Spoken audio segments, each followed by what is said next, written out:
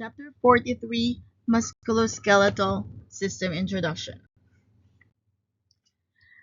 The anatomy and physiology of the musculoskeletal system includes the bone, the cartilage, ligaments, tendons, joint structure and function, and the skeletal muscle.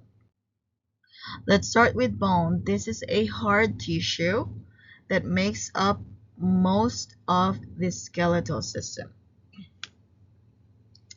Functions include support, protection, movement, storage of calcium and other ions, and manufacturing of blood cells. This one happens in the bone marrow, inside the bone. And then you have the hyoid bone, that is actually the only bone in the body that is not connected to any other structures. So look at page 845 and we'll go over figure 43.1 and figure 43.2. For figure 43.1, there's like classifications of joints that we need to remember. One of them is what we call synarthrosis, and this is also called immovable joints.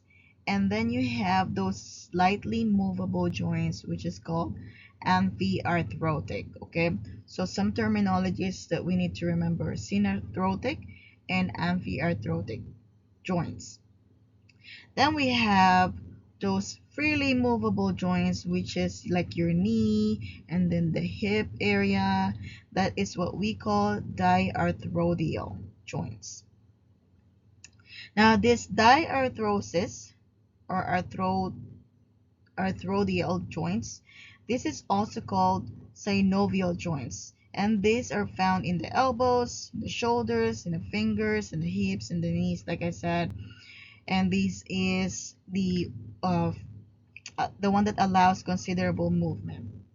So for figure 43.2, this is a structure of your synovial joint. Please look at this picture. You have the bone, and then the covering of the bone is your periosteum, and then in the joint itself, so there's going to be what we call the joint capsule. Inside the joint capsule, you're going to have that joint cavity, the synovial membrane, the articular cartilage, and then around it will have the blood vessel and the nerve. And inside it is the fluid, the synovial fluid. It acts as like a shock absorber of those joints, okay? Alright, cartilage is a specialized fibrous connective tissue, consistency of a firm plastic or gristle-like gel. We also call them chondrocytes. Then you have the ligaments, which is a strong and flexible fibrous bands of connective tissue that link bones and cartilage and support muscles. Okay, so ligaments is connecting bones and cartilage. Tendons is composed of very strong and dense fibrous connective tissue, and this one connects muscles to bones. Okay, muscles to bones. Like one example is what we call your Achilles tendons. Joint structure and function.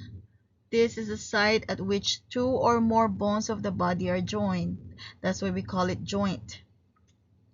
Your skeletal muscle, the primary function of this is to contract and cause movement, keeping those joints stable by preventing excess movement of the bones and joints, maintaining that skeletal stability, and preventing structural damage or deformation. The area or the layer of fascia that is actually covering those skeletal muscle is called epimysium. Age-related changes, you're going to have those loss of bone mass and bone strength.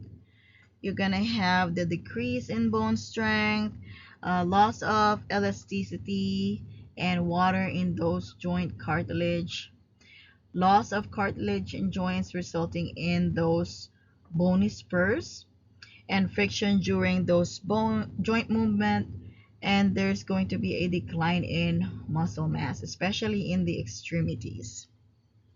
Your loss of bone mass and bone strength, this is very common with women. We call it osteoporosis. This is very common in women, but can also affect men. This one is due to the hormonal changes that actually happen as we go older. And this osteoporosis put the older patient at risk for fracture. So think about those older population, the ones that have the diagnosis of the osteoporosis. Their bones are brittle and softer, and the density is less.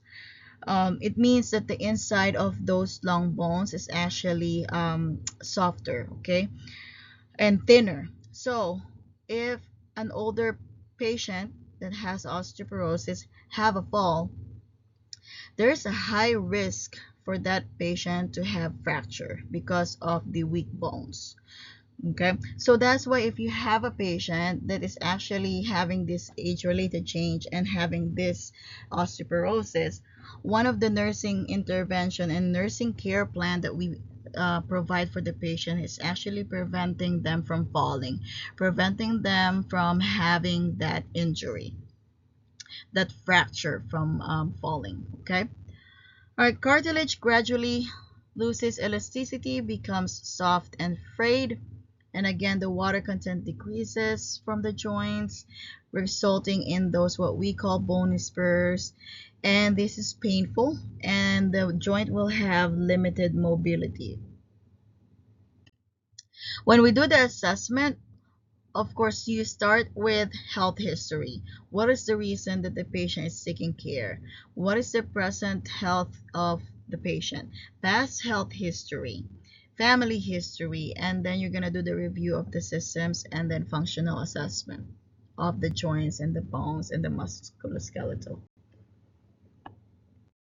Diagnostic tests and procedure, we're going to do lab studies, imaging studies, vascular pulse volume recording, thermography, Doppler ultrasound, and biopsy. And in page 849, this table 43.1, well, from page 849 up until 851, you need to go over each of these tests and then focus on what is this test doing and what is the responsibility of the nurses during patient preparation and post procedure.